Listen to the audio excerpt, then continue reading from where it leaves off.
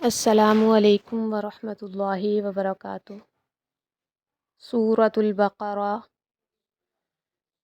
آیت number 17 to 20۔ اعوذ باللہ من الشیطان الرجیم،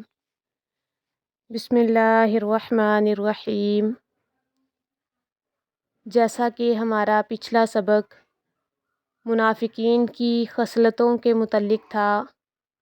ہمارا آج کا سبق بھی منافقین کی خصلتوں کے متعلق ہے۔ آج والے سبق میں اللہ تعالیٰ نے 2 مثالوں سے بات سمجھائی ہے۔ اللہ تعالیٰ فرماتے ہیں مثلہم، ان کی مثال، کمثل الذی،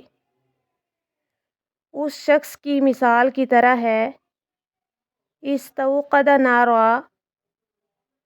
جس نے خوب آگ بھڑکائی، فلما، تو جب، اضاءت، اس آگ نے روشن کر دیا، ما حولہ، ان چیزوں کو جو اس کے ارد گرد ہیں، ذہب اللہ بنورہم، تو لے گیا اللہ تعالیٰ بنورہم، ان کی روشنی کو، وترکہم، اور چھوڑ دیا انہیں، فی ظلمات، کئی طرح کے اندھیروں میں، لا یبصرون، کہ وہ نہیں دیکھتے۔ ان کی مثال اس شخص کی مثال کی طرح ہے جس نے ایک آگ خوب بھڑکائی، تو جب اس آگ نے اس کے ارد گرد کی چیزوں کو روشن کر دیا تو اللہ تعالیٰ ان کے نور کو لے گیا اور انہیں کئی طرح کے اندھیروں میں چھوڑ دیا کہ وہ نہیں دیکھتے۔ منافقین کی تشبیہ اس شخص سے کس طرح دی گئی ہے جس نے ایک خوب آگ بھڑکائی، پھر اس کی آگ بجھ گئی، اللہ اس کا نور لے گیا۔ تو اس کا جواب یہ ہے کہ 2 وجہ سے، 2 وجوہات ہیں یہ تشبیہ دینے کی۔ پہلی یہ کہ یہ لوگ پہلے ایمان لائے تو ایمان کے نور کی وجہ سے ان کے ہر چیز روشن ہو گئی، پھر اس کے بعد یہ نفاق میں مبتلا ہو گئے تو وہ نور بجھ گیا، اور وہ کفر اور نفاق اور مختلف قسم کے شکوک و شبہات میں کئی طرح کے اندھیروں میں بھٹکتے رہ گئے۔ اللہ تعالیٰ قرآن میں سورہ منافقون آیت نمبر 3 میں ارشاد فرماتی ہیں، ذَلِکَ بِأَنَّهُمْ آمَنُوا ثُمَّ كَفَرُوا فَطُبِعَ عَلَىٰ قُلُوبِهِمْ، یہ اس لیے ہے کہ بے شک وہ ایمان لائے پھر انہوں نے کفر کیا تو ان کے دلوں پر مہر لگا دی گئی۔ تشبیہ کی دوسری وجہ یہ معلوم ہوتی ہے کہ ایمان لانے کی وجہ سے دنیا میں انہیں مسلمانوں والی عزت حاصل ہوئی، مسلمانوں کے ساتھ ان کے رشتے ناتے رہے، ایک دوسرے کے وارث بنتے رہے، مال غنیمت میں بھی، باقی فوائد میں بھی، مگر جب فوت ہوئے تو اللہ تعالیٰ نے ان سے وہ عزت چھین لی، جیسا اس آگ والے سے ہوا کہ اس کی روشنی چھین لی گئی، بہت سارے اندھیروں میں اسے چھوڑ دیا گیا، بالکل اسی طرح ان کے ساتھ ہوا۔ صم بکمن، صم بہرے ہیں، بکمن گونگے ہیں، عمیٌ اندھے ہیں، فہم لا یرجعون، پس وہ لوٹتے نہیں۔ بہرے ہیں، گونگے ہیں، اندھے ہیں، پس وہ نہیں لوٹتے۔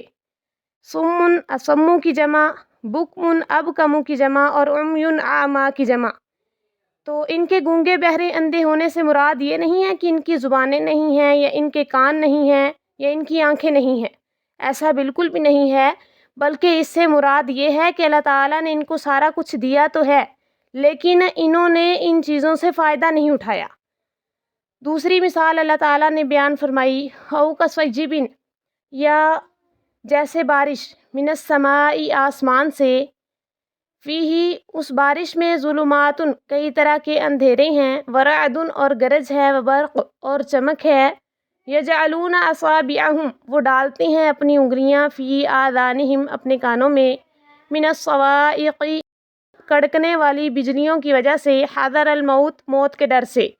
واللہ، اور اللہ تعالیٰ، محیط بالکافرین، گھیرنے والا ہے کافروں کو۔ یا جیسے آسمان سے اترنے والی بارش جس میں کئی اندھیرے ہیں اور گرج اور چمک ہے، وہ کڑکنے والی بجلیوں کی وجہ سے موت کے ڈر سے اپنی انگلیاں اپنے کانوں میں ڈال لیتے ہیں، اور اللہ تعالیٰ کافروں کو گھیرنے والا ہے۔ تو یہ مثال اللہ تعالیٰ نے منافقین کے دوسرے گروہ کی بیان فرمائی ہے، یعنی وہ لوگ جو بظاہر تو مسلمان ہو گئے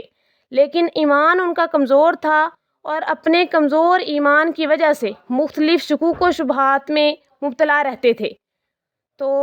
اللہ تعالیٰ قرآن مجید میں سورہ حج آیت نمبر 11 میں ارشاد فرماتے ہیں وَمِنَ النَّاسِ مَن يَعْبُدُ اللَّهَ عَلَى حَرْفٍ فَإِنْ أَصَابَهُ خَيْرٌ اطْمَأَنَّ بِهِ وَإِنْ أَصَابَتْهُ فِتْنَةٌ انقَلَبَ عَلَى وَجْهِهِ خَسِرَ الدُّنْيَا وَالْآخِرَةَ ذَلِكَ هُوَ الْخُسْرَانُ الْمُبِينُ۔ اور لوگوں میں سے کوئی وہ ہے جو اللہ کی عبادت ایک کنارے پر کرتا ہے، پھر اگر اسے کوئی بھلائی پہنچ جائے تو وہ اس کے ساتھ مطمئن ہو جاتا ہے، اور اگر کوئی آزمائش اسے آ پہنچے تو اپنے منہ پر الٹا پھر جاتا ہے۔ اس نے دنیا اور آخرت کا نقصان اٹھایا، یہی تو صریح واضح خسارہ ہے۔ تو بارش سے مراد اسلام ہے، اندھیروں اور گرج سے مراد وہ تکلیفیں ہیں اور وہ مصیبتیں ہیں جو انسان کو اسلام کی راہ میں پیش آتی ہیں۔ تو چمک سے مراد مسلمانوں کو حاصل ہونے والی کامیابیاں اور کڑکنے والی بجلیوں سے مراد جہاد کے حکام ہیں۔ تو یہ ساری چیزیں جو ہیں ان میں منافقین کو موت نظر آتی تھی۔ تو اللہ تعالیٰ فرماتی ہیں یکاد البرق، قریب ہے کہ وہ بجلی یخطف اچک کر لے جائے ابصارہم ان کی نگاہیں، کلما جب کبھی اضاء وہ روشنی کرتی ہے لہم ان کے لیے مشوا فیہ وہ اس میں چل پڑتے ہیں، وَإِذَا أَظْلَمَ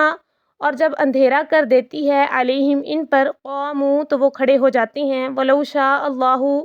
اور اگر اللہ تعالیٰ چاہتا لَذَهَبَ تو ضرور لے جاتا بِسَمْعِهِمْ ان کی سماعت کو، وَأَبْصَارِهِمْ اور ان کی نگاہوں کو، إِنَّ اللَّهَ عَلَى كُلِّ شَيْءٍ قَدِيرٌ إِنَّ اللَّهَ بے شک اللہ تعالیٰ عَلَى كُلِّ شَيْءٍ ہر چیز پر قدیر پوری طرح قادر ہے۔ بجلی قریب ہے کہ ان کی نگاہیں اچک کر لے جائے، جب کبھی وہ ان کے لیے روشنی کرتی ہے اس میں چل پڑتے ہیں، اور جب ان پر اندھیرا کر دیتی ہے کھڑے ہو جاتے ہیں، اور اگر اللہ تعالیٰ چاہتا تو ضرور ان کی سماعت اور ان کی نگاہیں لے جاتا، بے شک اللہ تعالیٰ ہر چیز پر پوری طرح قادر ہے۔ یعنی اگر اللہ تعالیٰ چاہتا تو ان کی سماعت لے جاتا، ان کی نگاہیں لے جاتا، لیکن اللہ تعالیٰ کا یہ دستور ہے کہ جو بندہ جس حد تک سننا اور دیکھنا پسند کرتا ہے اللہ تعالیٰ اسے سننے اور دیکھنے کا موقع دیتے ہیں۔ تو یہ قدیر مبالغے کا صیغہ ہے۔ تو اللہ تعالیٰ فرماتے ہیں کہ بے شک اللہ تعالیٰ ہر چیز پر پوری طرح قادر ہے۔ ھذا ما عندی واللہ اعلم بالصواب۔